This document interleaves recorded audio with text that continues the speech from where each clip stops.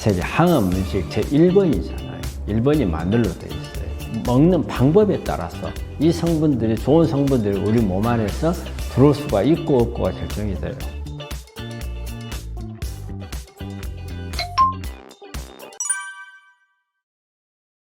그 마늘은 타임지가 선정한 세계 항암 음식 제1번이잖아요. 1번이 마늘로 되어 있어요. 근데 이제 마늘이 그 안에 들어있는 우리 알리신이라든지 그 다음에 또 설포라판이라든지 다양한 이게 그 파이토케미칼들이 들어있어요. 그래서 이게 이제 항암 작용을 하는데, 마늘은 먹는 방법에 따라서 이 성분들이, 좋은 성분들이 우리 몸 안에서 들어올 수가 있고 없고가 결정이 돼요. 그래서 마늘 안에 있는 가장 중요한 성분은 알리신이에요. 근데 이 알리신이 우리 마늘에 있을 때는 알린이라는 성분으로 있어요. 그리고 이게 공기 중에 노출이 되거나 그 다음에 이제 물하고 섞이면서 알리나제는 효소가 작용을 해서 알리신으로 바꿔줘요. 통마늘을 그대로 먹으면은 우리가 공기라든지 이런 빛이라든지 이렇게 접촉할 수가 없잖아요. 그래서 알리신이 안 만들어져요. 그러니까 통마늘을 그냥 우리가 삶아서 먹거나 구워서 먹거나 그냥 입안에서 넣어서 으깨서 먹거나 그럼 효과가 떨어진다는 거죠. 공기 중에 노출을 잘하기 위해서 가장 좋은 방법은 으깨는 게 가장 좋아요. 그래서 우리가 다진 마늘이 사실은 보면 항암 작용을 가장 극대화시킬 수 있는 방법이고, 또 이게 아니면 우리 한국 사람들은 잘 먹는 방법이 있어요. 고기 특히 먹고 할 때 편마늘 잘라가지고 하잖아요. 이것도 좋은 방법이에요. 그렇게 드시는 게 좋습니다. 차라리 이게 편육을 잘라가지고 구워 먹으면 효과는 있죠. 그런데 통째로는 효과가 별로 안 난다. 사실 식이섬유가 중요하다는 것은 이제 다 알고 있는 이야기잖아요. 그런데 의외로 그럼 얼마 정도 먹어야 되느냐, 그걸 알고 있는 사람들은 그렇게 많지 않아요. 근데 제가 이렇게 논문을 찾아보니까 이게 나오더라고요. 우리 식이섬유가 하루에 400에서 한 600g 정도는 먹어야 제대로 우리 몸에 필요한 식이섬유 양이다, 이런 게 나와요. 그러면 하루에 400에서 600g을 먹을 수 있는 사람이 얼마나 되겠느냐? 정말 없어요. 채식을 좋아준다 하더라도 하루에 400에서 600g 먹으려면 쉽지 않거든요. 그런데 우리 암 환자분들이 또 채식을 그렇게까지 좋아하는 사람들이 많지 않아요. 이제 400에서 600g 정도에 이렇게 필요하다는 것을 우리 환자분들이 염두에 둬야 조금이라도 더 먹으려고 할 거 아니에요. 자, 그러면 식이섬유를 왜 그렇게 많이 먹어야 되느냐? 암하고 관련해서. 우리가 식이섬유를 먹게 되면 일단은 어때요? 식이섬유는 우리 장 안에 있는 미생물 중에서 유익균들의 밥이 바로 식이섬유예요.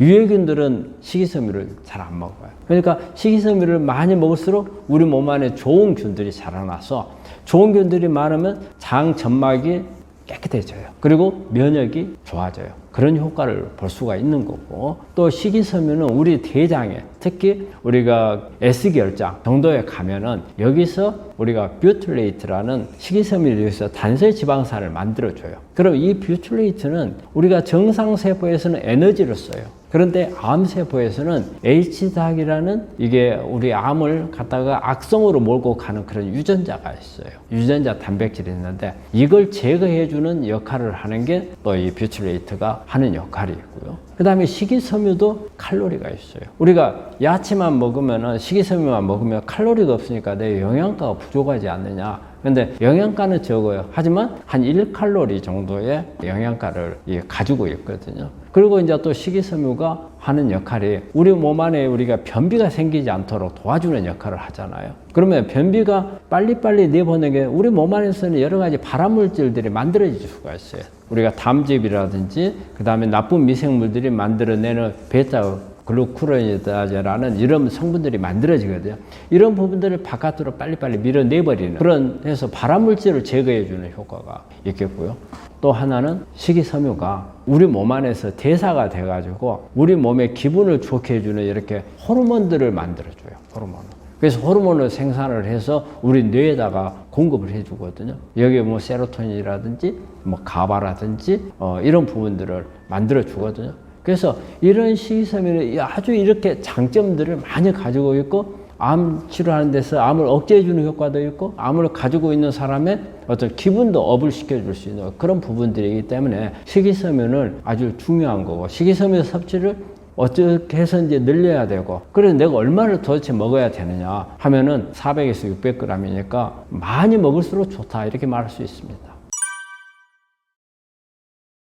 그러니까 믹스로 가는 것은 그 식이섬유를 잘게 쪼개져서 넣어주는 거잖아요. 근데 우리가 착즙을 해버리는 경우는 식이섬유를 걸러내버리는 거잖아요. 그렇기 때문에 그건 완전히 다르다고 봐야죠. 그래서 이게 믹서기로 가는 것은 이제 열이 가해지는 문제 때문에 영양소가 파괴가 된다, 이런 말을 많이 하고, 그 다음에 착즙을 하는 경우는 이제 저온 압착을 해서 할 경우에는 좋은데, 이것도 하나의 문제점이 뭐냐면 농축이 돼버린다는 거예요. 농축이 돼버리면 이 농축을 간에서 해독을 시켜야 되는데, 간이 여러 가지 뭐 수술하고 항암 방사선하고 약수고 하다 보면 찌들어 있는 사람한테 이걸 갖다가 고농축되어 있는 이런 녹즙이라든지 이런 착즙되어 있는 이런 것을 먹게 되면 간이 엄청 부담스러워져요. 간 기능이 나빠질 수 있는 가능성이, 그런 것도 우려할 수 있는 부분이 있어요. 그래서 서로 조금 약간의 장단점은 있어요.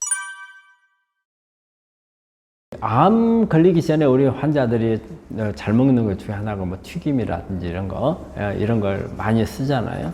그런데 우리가 이제 그런 점을 제외하고 나서는 이제 우리가 오일을 쓸 때 우리가 이제 오메가3가 이제 가장 좋다고, 오메가6. 그래서 우리가 일반적인 식용유가 다 오메가6예요. 우리가 식용으로 쓰는 데서는 오메가3는 잘 쓰질 않아요. 왜냐하면 발화점이 낮아서 안 좋거든요. 그런데 오메가6도 마찬가지고 오메가3도 마찬가지고 열을 가하게 되면 트랜스 지방으로 잘 바뀌어 버려요. 그래서 오히려 트랜스 지방은 발암물질로 작용을 하잖아요. 그래서 미국 같은 경우는 통제를 많이 하잖아요. 우리나라에서도 철저하게는 안 하지만 경고는 하고 있잖아요. 트랜스 지방이 안 좋다. 우리가 열을 가하게 되면, 튀기게 되면은 트랜스 지방으로 바뀌는 율이 막 높아져요. 그러면 튀김 같은 것을 절대 먹어서는 안 되잖아요. 그리고 또 일반인들도 마찬가지로 암을 예방하기 위해서 튀김 절대 먹으면 안 되잖아요. 이때 쓸 수 있는 오일이 코코넛유. 코코넛유는 포화지방산이에요. 그럼 포화지방산은 우리가 이제 안 좋다고 돼 있잖아요. 이게 오메가3나 오메가6 식용유 썼을 때 트랜스 지방으로, 이거 포화지방산이기 때문에 트랜스 지방으로는 넘어가지는 않아요. 그런데 코코넛유 속에는 장점이 하나 있어요.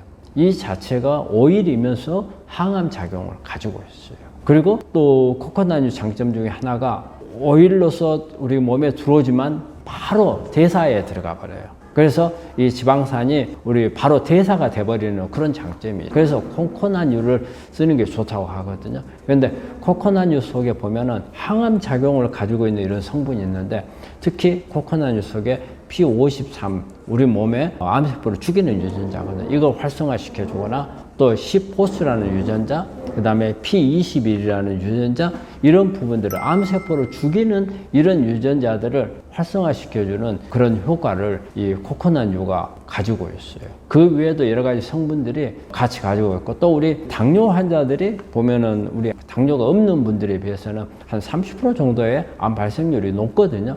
이때 우리가 쓰는 약이 메타포르민이라는 약을 써요.